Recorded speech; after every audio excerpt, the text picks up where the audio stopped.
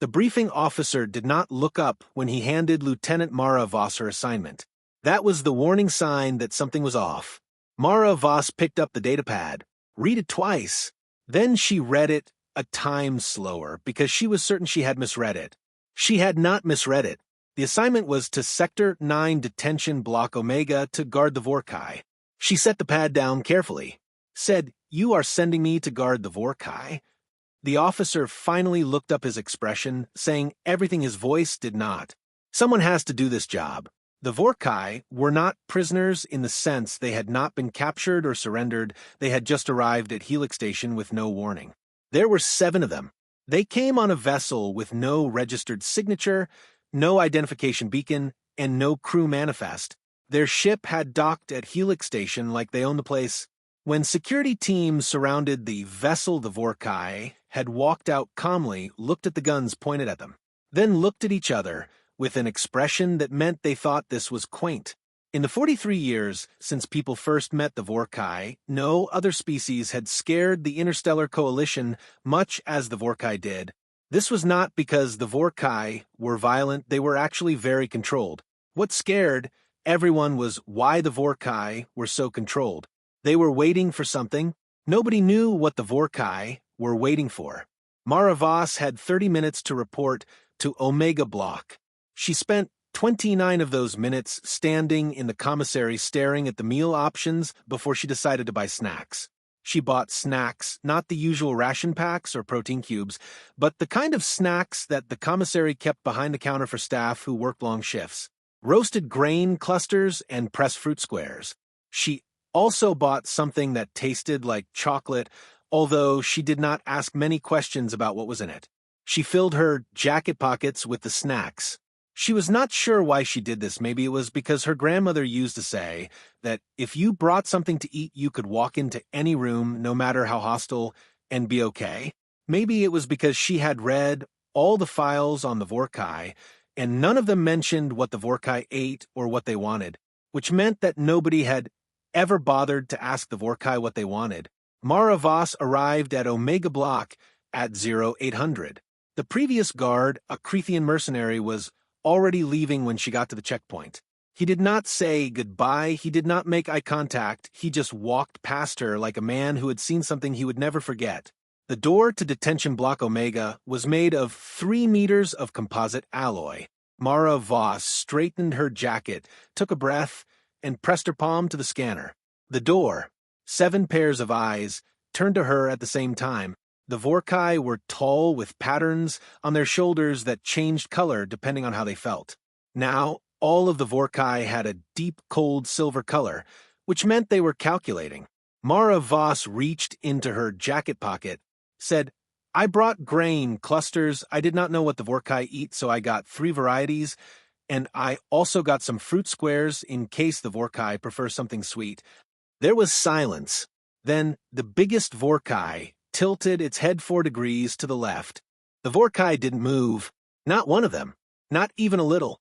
7 beings who could, according to Coalition reports, tear down a strong bulkhead with their bare hands just stared at the human in their doorway. She was holding some grain clusters. Mara had read about their silence. Every guard report mentioned it. The Vorrkai used silence like a weapon. They let it build up until it filled the room. Then the person on the receiving end would start talking just to make it stop. They would justify themselves, trying to make the silence go away. Mara had worked night shifts in the Helix Station bay for 6 years. She knew how to wait. She walked and found a spot on the bench along the far wall and sat down. She put the snacks beside her in a row. Then she pulled out her datapad and opened a book she had been meaning to finish for 3 months. She started reading. 30 seconds passed. Then a minute. The silver glow of the Vorrkai's bioluminescent patterns shifted a bit. Not a lot. Just a flicker at the edges like a flame adjusting to air. After 4 minutes and 17 seconds, the largest Vorrkai spoke. Its voice was low and layered. It sounded like it was coming from places at once. "You are not afraid." It wasn't a question. Mara turned a page. "I didn't say that." Another silence. This one was shorter. "You brought food?" "I did." For us. For whoever wanted them. She looked up briefly. The fruit squares are good. I'm not sure about the chocolate ones. The ingredients list looked weird. The largest Vorrkai, who she would later learn was called Sev, took 3 steps toward the bench. He moved with precision, like every motion was deliberate. Nothing was wasted. He stopped 2 meters away, looked at the snacks. Then he looked at her. Why? Mara thought about the question. She folded the corner of her page, a habit she had since childhood, and set the pad down. Because nobody in your file said what you eat, what you like, what you want. She met his gaze directly. The file said eye contact with a Vorrkai was aggressive. The files were written by people who didn't last long in this room. The bioluminescent patterns on Sev's shoulders shifted again. The silver faded at the edges. Something warmer like amber or gold flickered at the border. The files said gold meant curiosity. Behind him, Mara noticed the other 6 Vorrkai had stopped pretending not to watch. The others, Sev said slowly, came with weapons, with restraints, with threats they thought we couldn't exceed. I know. You came with grain clusters. I did. He was quiet for a moment. His layered eyes studied her intensely. You are either very brave, he said finally, very foolish. Mara picked up her datapad. My grandmother said those were usually the thing. The gold flickered wider. Deep in the Omega Block security system, an alert appeared. Vorrkai engagement, voluntary. Word traveled fast on Helix Station. By the end of Mara's shift, 3 separate department heads had requested copies of the Omega Block security footage. By the end of her shift, Commander Dravik, head of Coalition Security Operations, and a man who had personally overseen the Vorrkai containment protocol, had watched the Omega Block security footage himself. He called her into his office on day 3. Mara stood across from his desk while he stared at her like she was a puzzle he could not figure out. He said, "You sat down." Mara replied, "Yes, sir." He said, "You read a book." Mara said, "I had time, sir." Commander Dravik turned his monitor toward Mara. The footage showed Mara on the bench datapad open. Sev was 2 meters away. Then, frame by frame, the other 6 Vorrkai gradually, almost imperceptibly, drifted closer to Mara. They were not threatening. They were not aggressive. They were just closer, like something moving toward warmth without fully understanding why. By the end of the shift, all 7 Vorrkai had been within 4 meters of Mara. No previous guard had survived 40 minutes without triggering a containment alarm. Mara had lasted 9 hours without an alert. Commander Dravik folded his hands on the desk. He asked, "What did you talk about with the Vorrkai?" Mara said, "Books." Sev asked what I was reading. Then he asked why humans record stories of speaking them aloud. We talked about that for a while. Mara paused. He has opinions about narrative structure. Commander Dravik stared at Mara for a moment. He said, "The Vorrkai have not voluntarily spoken to a coalition representative in 11 months. Mara said, "I know." He said, "They refused evaluation, refused assessment, refused all integration protocols." Mara said, "I know." He said, "You got the Vorrkai talking about books." Mara said, "Grain clusters helped. I think the Vorrkai were hungry." Commander Dravik stood up, walked to the window overlooking the station's central hub. Below, thousands of species moved through the corridors. Merchants, scientists, diplomats, soldiers. The entire complicated architecture of a coalition held together by treaties and tension, and the constant exhausting work of not misunderstanding each other enough to start a war. He said, "The Vorrkai came to Helix Station for a reason. We do not know what it is. The Vorrkai will not tell us. Every diplomatic approach has failed. Every tactical approach has made things worse." He turned back to Mara. "In 9 hours you got further with the Vorrkai than 11 months of protocol." Mara said nothing. Commander Dravik said, "I want you back in that room with the Vorrkai, not as a guard." Mara asked, "As what?" He did not answer immediately. In that pause, Mara felt the weight of what Commander Dravik was not saying. The thing the coalition needed, the thing they were terrified to ask for, the thing that had no official title in any diplomatic handbook. He said, as whoever you are to the Vorrkai. Mara thought about Sev's gold-flickering patterns, the way the other 6 Vorrkai had stopped pretending disinterest, the way Sev had near the end of the shift asked her a quiet question that she had not reported in her official log because she had not known what to do with it yet. Sev had asked, do humans understand what it means to arrive before you are ready to explain why? Mara had said, yes. Sev had been silent for a time after that. Mara said, I will go back to the room with the Vorrkai.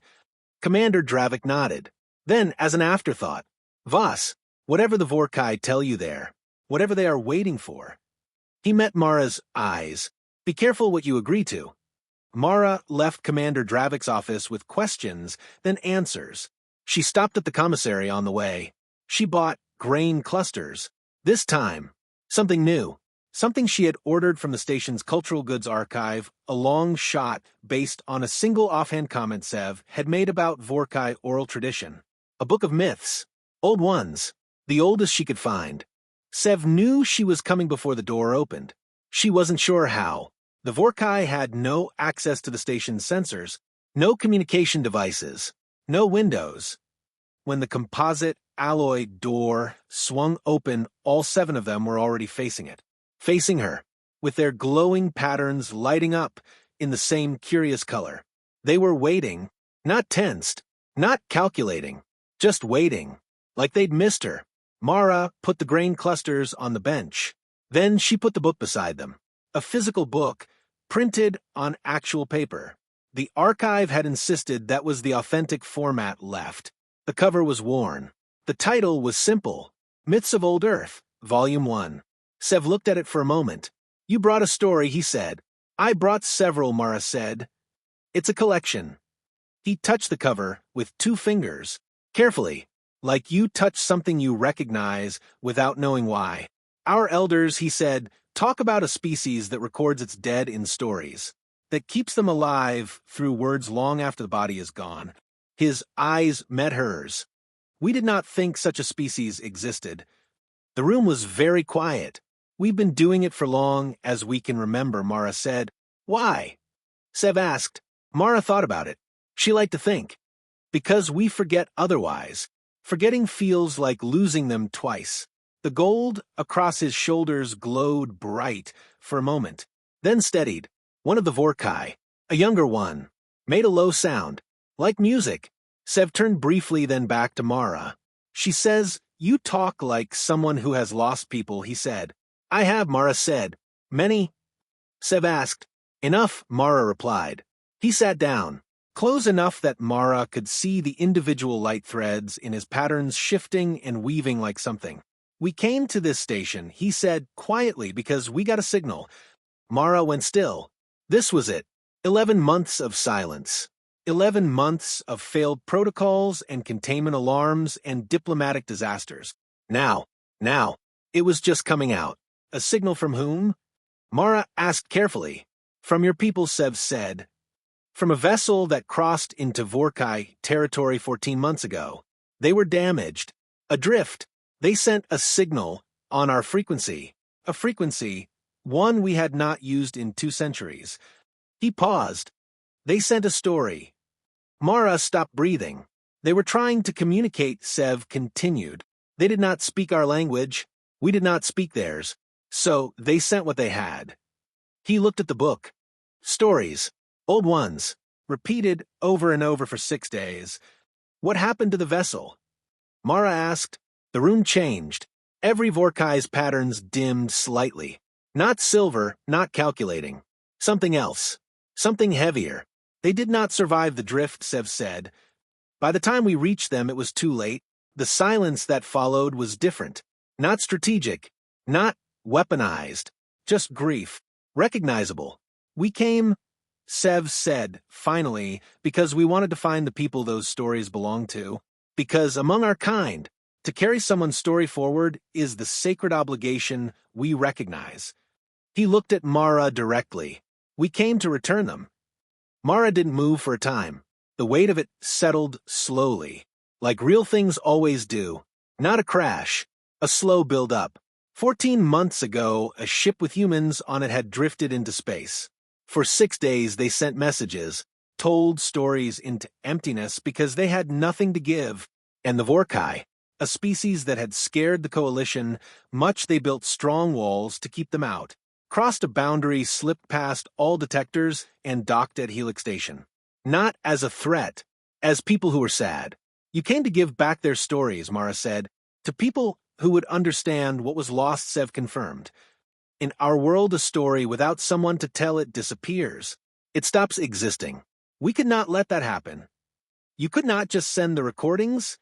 A story given back without someone to hear, it is not given back all. He said it's simply like it was a fact. It needed a person, a voice, someone to hear it properly. Mara understood then why every attempt to talk to the Vorrkai had failed. The coalition had sent commanders and experts and psychologists, people trained to get information, to assess dangers, to negotiate from positions of power. Nobody had sent someone to just listen. Who was on the ship? She asked quietly. Sev reached into his clothes. The first time she'd seen any Vorrkai get something from their person, produced a small device. It was smooth, dark, not made by the coalition. He held it out. She took it. 17 crew, he said. Their names are recorded first, then their stories as they sent them. 6 days of telling. A pause. They were brave. Very funny near the end. Your species laughs when it is scared. We found that remarkable. Mara closed her fingers around the device. She thought about 17 people in space sending stories into a void they didn't know anyone was listening to, laughing near the end, keeping each human until they couldn't anymore. She didn't trust her voice for a moment. When she found it, she said, "Thank you." "We are the ones who should thank you," Sev said. "You were the first to sit with us like we were worth sitting with." The younger Vorrkai behind him made a musical sound again. This time others joined it. Resonance that built slowly, layered and deep, filling the room with something that felt old and intentional. Mara recognized it without ever having heard it before. It was the Vorrkai way of being quiet for a moment, held for 17 humans they had never met. She sat with them through all of it. She didn't speak. She didn't check her device or reach for professionalism as a shield. She just stayed, present and still, like her grandmother had taught her to stay when something mattered. When it ended, the light patterns on every Vorrkai in the room had changed to something she hadn't seen before. Warm, steady, the deep amber of light. The files had no entry for that color. She decided it meant peace. Commander Dravik's report, filed 2 days later, noted that the Vorrkai had formally requested contact with Lieutenant Mara Voss, that they had voluntarily provided information about the drift corridor where the ship was lost, that they had agreed, without being asked, to an exchange framework, the first in coalition history. The report cited diplomatic methods. It did not mention the grain clusters. Mara thought her grandmother would have found that funny. She kept the device on her desk for the rest of her career. Some mornings she would hold it before her shift, feel the weight of 17 names inside it, and remember that the dangerous thing she'd ever carried into that room wasn't a weapon. It was the willingness to stay,